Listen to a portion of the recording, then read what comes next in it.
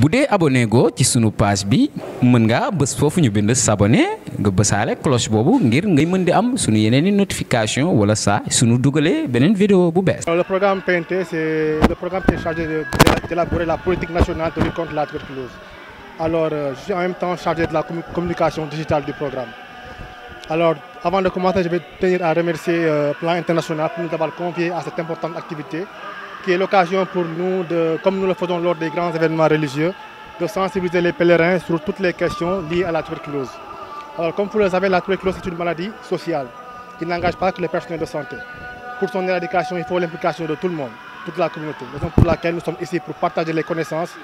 sur toutes les questions liées à la maladie. Comment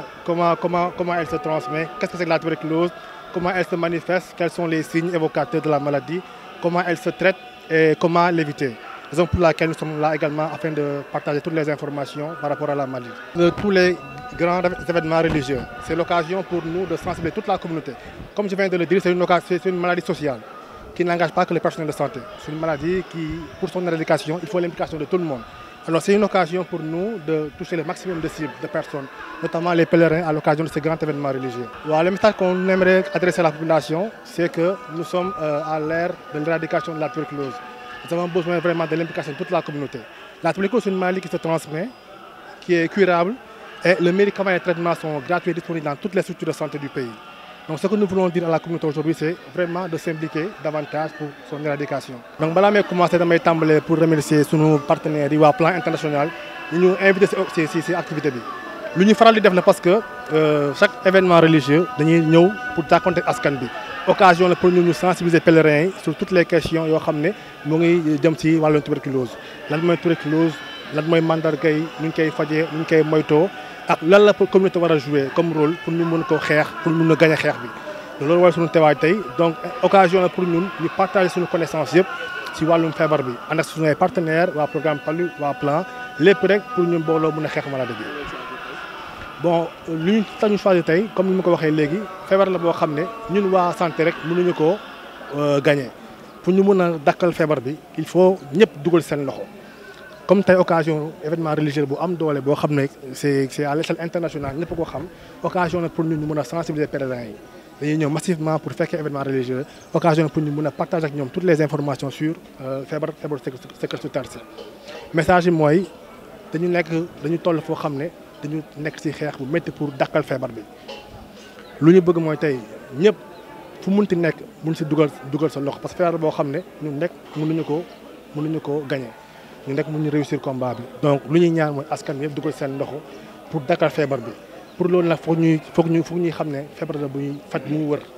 te traitement bi faj bi fépp foo dem Sénégal dañ koy faj bu mu wër donc képp ku ñuy gis mi sëkkat pendant plus de fukki fan ak juróom rek war nañ ko yebal ci kër docteur mu dem ñu teel ko xool parce que bu ñu ko teelee xool day tax ñu teel a gis feebar bi teel koo faj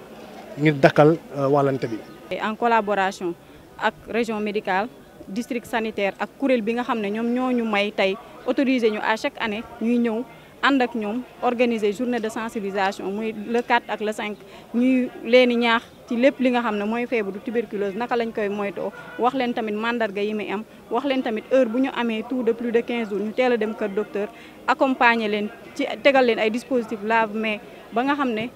dinañ leen ñaaxaale en même temps ci Covid 19 bi nga xam ne mi ngi continuer toujours di law ci suñu réew ak tamit paludisme ndax récemment rek Plan International mooy ki nga xam ne moom moo gagné distribution Milda yi ci Sénégal bu yàggut maye nañ ay moustiquaires li ñu bëgg nag mooy ñu atteindre 80% taux d'utilisation des moustiquaires loolu moo waraloon tey ñu teew fi di sant di gërëm kuréel gi nga xam ne ñoom ñoo ñu may ouverture bi nga xam ne mën nañ ñëw ànd ak ñoom pour mën a sensibiliser pèlerins yi ci ñetti maladies yi bu loolu weesoo bëggoon nañ tamit population bi comme niñ koy faral di defee ci wàllum xeexum tuberculose ndax am nañ fi fukki OCB ak benn yoo xam ne toujours ñi ngi ànd ak ñun ci xeexum wàllum tuberculose di dugg ci kër yi di sensibiliser nit ñi mais loolu doyul parce que tey si tey di nga fi gis waa Kaolack di nga fi gis waa Dakar di nga fi gis waa Fouta di nga fi gis ñëpp kon occasion la ñu ànd ak ñoom sensibiliser leen mais su loolu weesoo tamit ñu waxaat leen tamit ndax am na beneen barrière bu ñuy wax les barrières liées à l'accès aux services de santé parce que ñun suñu mbokk jigéen yu si bëri dañuy am ay gàllankoor seen biir kër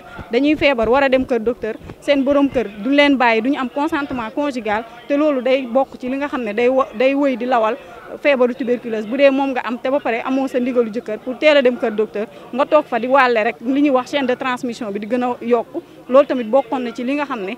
bëggoon nañ ko sensibiliser nit ñi ñaax leen ba nga xam ne borom kër yi bu ñu delloo seen biir kër yi dinañ mën a bàyyi seen soxna yi bu fekkee dañoo feebar ñu teel a dem kër docteur faju muy feebaru tuberculose comme muy palu comme muy Covid di leen ñaax ñoom góor ñi te tey occasion la aussi parce que pèlerins yi boo leen xoolee góor ñi ñoo ëpp jigéen ñi te causeries yi ñuy def ak VAD yi jafe na lool nga fekk góor ñi ci kër yi mais activités yu mel nii day baax pour nga toucher maximum de personnes surtout les hommes loolu moo waraloon tey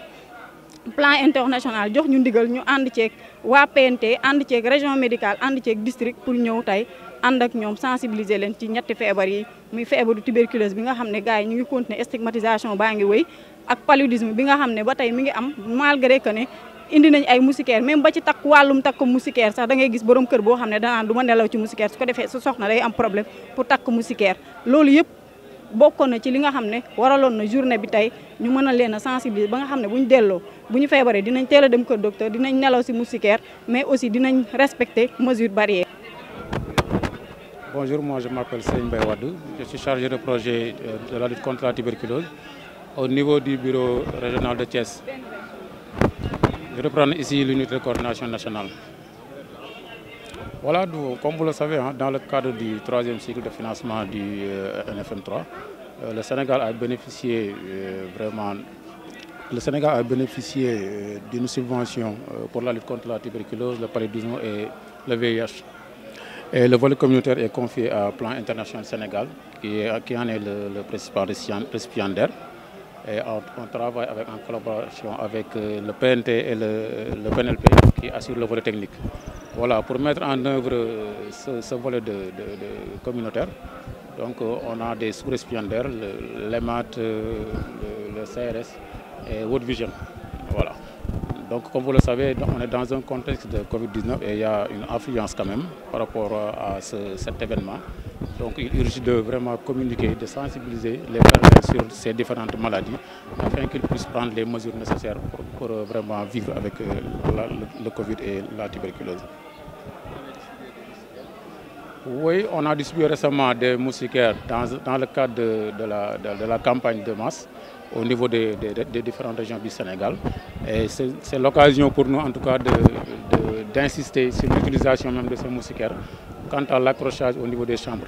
D'utiliser ces moustiquaires toute la nuit, toute l'année et pour toute la famille. Donc pour la tuberculose, nous avons des relais qui vont chez les différents stands pour sensibiliser les fidèles pour vraiment la conduite à tenir par rapport à ces différentes maladies. di rendre hommage docteur Philomène Diouf moom mi nga xam ne ba mercredi lañ mujjee déggante pour coordonner activité bii mu jël équipe am boole ma ak ñoom pour ñu jàppale ma ba mu ñëwee fii ba léegi toujours yéeneem mooy mu répondre besoin population bi ñu ngi koy ñaanal fu mu tëdd yàlla xaare ko ci àjjana yu gën a kawe kenn amul fayam ñu ngi koy ñaanal vraiment di ko rendre hommage. di jaale famille yëpp di leen mastawu métti na torop mais yàlla bu soxlaa jaam day muñ ñu ngi leen di jaale ñoom ñëpp di jaale waa district ñoom ñëpp ñu ngi leen di jaale di leen mastawu. Pour le docteur Philomène qui vient de nous quitter hier et à tout le corps médical et à sa famille, nous présentons les sincères condoléances. Nous lui présentons en tout cas un hommage parce qu'on a initié ensemble cette activité depuis presque des années et elle nous a appuyé vraiment dans la mise en œuvre de cette activité. C'est pourquoi nous lui rendons un vibrant hommage. Merci beaucoup. bu dee abonné go ci sunu page bi mën nga bës foofu ñu bind s'abonner nga bësaale cloche boobu ngir ngay mën di am sunu yeneen i notification wala saa sunu dugalee beneen vidéo bu bees